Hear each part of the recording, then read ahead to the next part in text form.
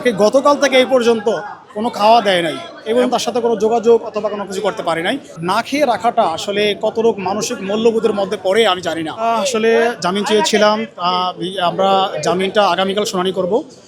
RS ফাহিমের জামিন আগামীকাল শুনানি করব, সেই জন্য কোর্ট রেখেছে আগামীকাল। আমরা আগামীকাল শুনানি করবো। এখন আমরা যখন আসামিকে কোর্টে উঠাইছে, আমরা তাকে জিজ্ঞাসা করলাম যে গতকাল থেকে এই পর্যন্ত পানাহিনা আছে কিনা। সে তাকে গতকাল থেকে এই পর্যন্ত কোনো খাওয়া দেয় নাই এবং আসামির সাথে আসলে যোগাযোগ করতে পারে না। এটা যদি মার্ডার কেসের আসামি হয়, আমরা মানুষকে যোগাযোগ করতে পারি, দেখা করতে পারি এবং তার সাথে কোনো যোগাযোগ অথবা কোনো কিছু করতে পারি নাই। তাকে না খেয়েও রাখা হয়েছে। তো আসলে তার আসলে অনেক ফেমাস, সে একজন ব্যক্তি, তার অনেক ফলোয়ার্স আছে। তো এই না খেয়ে রাখাটা আসলে কতটুক মানসিক মূল্যবোধের মধ্যে পড়ে আমি জানি না। হ্যাঁ, যদি সে অন্যায় করে থাকে, অপরাধ করে থাকে, আইন আছে, আদালত আছে, তার বিচার হবে।